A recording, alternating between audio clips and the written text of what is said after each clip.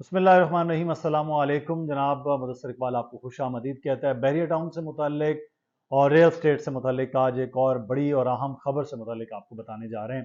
ایک لمبا عرصہ ہو گیا بحریہ ٹاؤن میں، چاہے وہ لاہور، کراچی یا بحریہ ٹاؤن پنڈی، بحریہ انکلیو، سب جگہوں پر جو بزنس کرنے والے لوگ ہیں وہ خاصے پریشان رہے ہیں۔ اوورآل ریل اسٹیٹ جو پورے پاکستان کا معاملہ ہے اس میں بھی لوگوں کی خاصی پریشانی رہی ہے کہ ریل اسٹیٹ پچھلے تقریباً 1.5 سال سے نیچے آیا ہے، قیمتیں نہیں بڑھی ہیں۔ اوورسیز کی اگر بات کی جائے تو اوورسیز نے بھی اس طرح سے انویسٹمنٹ نہیں کی ہے، انٹل کہ بہت کم اور بڑا سلیکٹڈ سا کام جو ہے وہ ہوتا رہا، لیکن جو وہ بلک میں کام ہو رہا ہے ویسا نہیں ہوا۔ اور پھر عمران خان کی حکومت کے جانے سے تھوڑا پہلے جب یہ عدم اعتماد کا معاملہ شروع ہوا اور آج تک ریل اسٹیٹ ہو گیا، کنسٹرکشن انڈسٹری ہو گئی، اس جانب اس طرح تیزی نہیں آئی ہے جو عمران خان کے دور حکومت کے تقریباً 1 سے 1.5 سال میں رہی تھی۔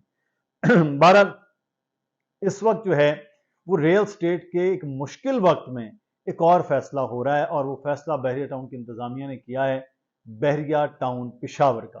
بحریہ ٹاؤن پشاور کے حوالے سے ہم کچھ جو معلومات ابھی تک کی ہیں وہ آپ تک شیئر کرتے ہیں، لیکن اس سے پہلے ایک جانب آپ مارکیٹ کی صورتحال دیکھیے کہ انویسٹمنٹ پوائنٹ آف ویو سے لوگ باہر نہیں آ رہے ہیں، پیسہ خرچ نہیں کیا جا رہا ہے۔ اوورسیز جو پاکستانی ہیں وہ لاہور ہو، کراچی، اسلام آباد، وہ اتنی بڑی تعداد میں نہیں ہیں، لیکن وہ جو پہلے تھا پہلے سالوں میں ویسا نہیں۔ اسی طرح سے اگر ہم بات کریں تو ایک ایسے وقت میں بحریہ ٹاؤن 2 کی لانچنگ ہوئی کراچی میں، جب حالات مارکیٹ کے بڑے عجیب تھے۔ اس وقت یہ تصور کیا جا رہا تھا کہ انویسٹر نہیں آئے گا، بالکل بھی، اور ویسا ہی ہوا۔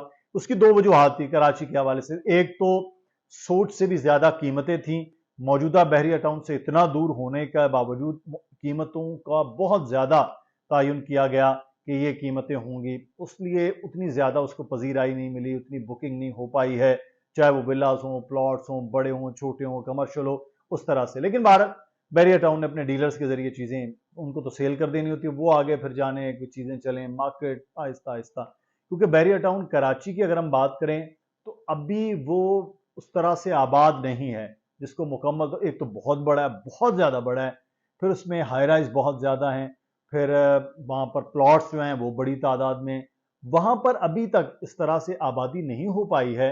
تو بحریہ ٹاؤن 2 تو پھر اس کا مطلب ہے بہت لمبا ہے، تو obviously ہم ہمیشہ کہتے ہیں بحریہ ٹاؤن میں انویسٹمنٹ پوائنٹ آف ویو سے دیکھنا ہے تو 4-5 سال ہوں، اور اگر آبادی کے لحاظ سے دیکھنا ہے تو پھر سکون سے 10 سال آپ سکون کیجئے۔ یہ انٹل کہ یہاں پر ایک پورا جو وے ہے ایکسپریس وے کا، مریر ایکسپریس وے، وہ ادھر بنایا جا رہا ہے، اس سے بہتری تو آئے گی، لیکن یہ نہیں ہے کہ راتوں رات لوگ اٹھیں گے اور گھر بنا لیں گے۔ لیکن بہرحال وہاں بحریہ ٹاؤن 2 میں اس طرح پذیرائی نہیں ملی۔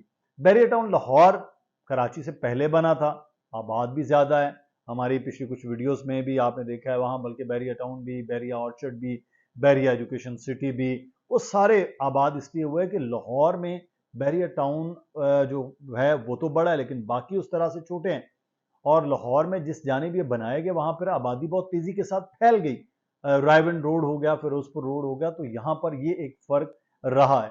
اچھا، اس کے برعکس اگر ہم پنڈی کی بات کریں تو پنڈی پہلا بحریہ ٹاؤن تھا، اس لیے وہ آباد بھی زیادہ ہے، پھر پہاڑوں میں ہے، لیکن اس میں بھی انہوں نے ایک چیز کا جو ڈرا بیک ہمیشہ بحریہ ٹاؤن کو رہا ہے وہ ہے اسلام آباد کے لوگوں کا۔ اسلام آباد والے بحریہ ٹاؤن وہاں تک پہنچنا، روات کراس کر کے، وہ کہتے ہیں بھائی یہ تو ایک نیا شہر ہے، وہاں جانا مشکل ہے۔ پھر بحریہ انکلیو اسلام آباد آیا، لوگوں کو پسند آیا، ایک تو پہاڑوں میں تھا وہ اور اچھا تھا، پھر کھلا زیادہ بنایا گیا۔ بحریہ ٹاؤن پہلے پنڈی والے کی نسبت وہاں پہ سڑکیں بڑی تھیں، وہ طرز اور ہے، کراچی سے ملتا جلتا ہے، اس لیے وہاں پر لوگوں کی توجہ کچھ زیادہ رہی اور وہاں اچھا ایک معاملہ چل بھی رہا ہے۔ پھر اسلام آباد میں جو تیزی ہے ریل اسٹیٹ میں وہ بالکل ویسی ہے جیسے کراچی میں، لیکن اب تو لاہور کی پورا شہر بہت اچھا ہے۔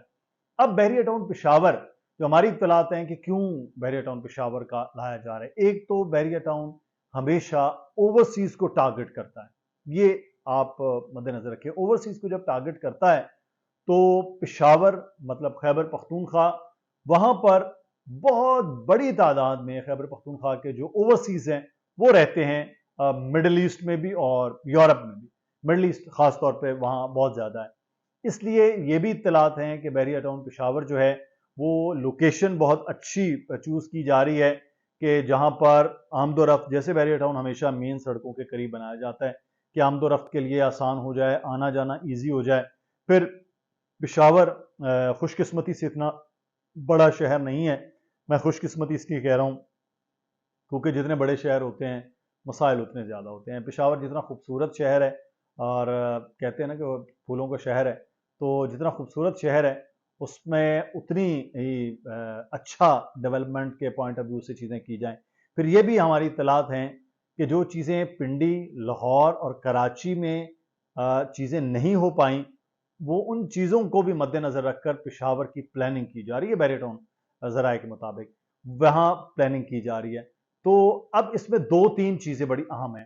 بیریئر ٹاؤن پشاور ایسے وقت میں لانچ کرنا ایک تو دلیری کا کام ہے بیریئر ٹاؤن انتظامیہ کا. میں تو حیران ہوں کہ انہوں نے کیا سوچا ہوگا کہ ادھر جو ہے وہ کیوں گئے، کیونکہ اس سے پہلے ڈی ایچ اے جو ہے اس کے جب معاملات تھے تو خاصی پذیرائی ملی، اور وہاں پھر لمیٹڈ اور ایک طریقہ کار اور ہے. بیریئر ٹاؤن میں ہمیشہ مڈل کلاس اور لوور مڈل کلاس کو ٹارگٹ کرتا ہے. اب لوور مڈل کلاس کی جو تعداد ہے وہ امیر لوگوں سے بہت زیادہ ہوتی ہے، تو وہ 125 یارڈ یا جیسے 5 مرلہ یا 10 مرلہ 250 یارڈ ہے، ان کے پلاٹس کی تعداد بھی زیادہ بناتا ہے بیریئر ٹاؤن، تاکہ میکسیمم سیل ہو جائیں اور زیادہ سے زیادہ لوگ اس میں انٹیکٹ ہوں. تو یہ ایک بڑی وجہ ہے. اور مڈل کلاس اور لوور مڈل کلاس ہی وہ لوگ ہوتے ہیں جو نوکری پیشہ ہوتے ہیں، جو چھوٹا بزنس کرتے ہیں، وہ اپنے گھر کی خواہش ہوتی ہے ان کی. اس لیے انہوں نے بیریئر ٹاؤن پشاور کو ٹارگٹ کیا ہے کہ پنڈی، اسلام آباد میں جو لوگ تو اچھے جن کے پاس پیسہ وہ انویسٹ کر سکتے ہیں، لیکن وہ اپنا شہر چھوڑ کر نہیں جاتے، تو ایک اپرچونٹی ان کو نظر آئی. بہرحال دلیری ہے، میں تو بڑا حیران ہوں. اب دوسری چیز اس میں یہ ہے، وہ انویسٹر جو تھک بھی گئے تھے، پریشان بھی تھے کہ کس جانب جایا جائے، تو انہوں نے بیریئر ٹاؤن لاہور کے بعد بیریئر ٹاؤن کراچی میں انویسٹمنٹ کی. میں پنجاب کے لوگوں کی بات کر رہا ہوں، کراچی کے لوگوں کی بات کر رہا ہوں، میں ایون پشاور میں جو انویسٹرز ٹائپ کے لوگ ہیں اسلام آباد کے، ان لوگوں نے بیریئر ٹاؤن کراچی میں پورے پاکستان کے لوگوں کی انویسٹمنٹ ہے. اب بیریئر ٹاؤن کے اندر فائل پہلے، اس کے بعد پلاٹ، یہ چیزیں تو انویسٹرز پہلے گھستا ہے، قیمتیں بڑھتی ہیں، قیمتوں سے پھر وہ اپنا سرکل نکالتا ہے، سرکل چلاتے ہوئے پھر وہ آگے جانے کی کوشش کرتا ہے کہ یہاں سے پیسہ بن گیا، اب یہاں آ جائیں، یہاں جائیں. اب جب بیریئر ٹاؤن کراچی میں بیریئر ٹاؤن 2 لانچ کیا گیا تو انویسٹرز تیار بیٹھے تھے. ہم اپنی بات کریں، ہمارے ساتھ سینکڑوں لوگ جو ہیں وہ کال کر کے جی ہمارا پلاٹ بک کر لیجئے گا. بھائی پہلے ریٹ تو آنے دیں، ریٹ آئیں گے تو ہوگا. اور آج کی ویڈیو بنانے کا مقصد یہ ہے کہ بیریئر ٹاؤن پشاور کا ایک پوسٹر ہے جس کو دیکھتے ہی لوگوں نے فوری طور پر رد عمل دیا کہ بھائی ہمارے اس میں کیا ہے، معلومات دیں. تو میں نے کہا آپ کو دیں. ابھی تک کوئی ریٹ کی معلومات نہیں ہے، ابھی تک کوئی جگہ کا اناؤنسمنٹ نہیں ہے، لیکن یہ کہا گیا انہوں نے کہ اچھی جگہ ہوگی اور بہت اچھی جگہ ہوگی، ریٹ مناسب ہوں گے. یہ اب مناسب کی ڈیفینیشن ان کے نزدیک کیا ہے؟ اگر تو بیریئر ٹاؤن کراچی جیسا مناسب ہے تو پھر مارکیٹ اس طرح سے نہیں بن پائے گی. لیکن میں آپ کو ایک بات بتاؤں، ایک چیز ہوتی نا نئی، تو نئی کے لیے لوگ جو ہے وہ بھاگ کر جاتے ہیں. تو کراچی میں جب بیریئر ٹاؤن آیا تو لوگوں نے بڑی پذیرائی ملی، اور جب بیریئر ٹاؤن 2 کراچی میں لانچ کیا گیا تو پذیرائی صفر نظر آئی. تو اب پشاور میں انویسٹرز یہ کہتے ہیں، ریل اسٹیٹ سے لوگ جڑے ہوئے یہ کہتے ہیں کہ وہاں خیبر پختونخوا کے لوگوں کی جنہوں نے خود خریدنا ہے، ان لوگوں کی، انویسٹرز کی اور پورے پاکستان کے انویسٹرز کی توجہ ہوگی کہ اگر وہاں مناسب قیمت پہ کوئی چیز نکلتی ہے تو پھر بیریئر ٹاؤن پشاور کا رخ کیا جا سکے. تو یہ ایک معاملہ ہے. آپ کی جو رائے ہے وہ ضرور دیجیے گا بیریئر ٹاؤن سے متعلق، اور نئے بیریئر ٹاؤن پشاور سے متعلق. اپنا خیال رکھیے گا. تو سوال ہو وہ کامنٹ میں پوچھیے. اللہ حافظ.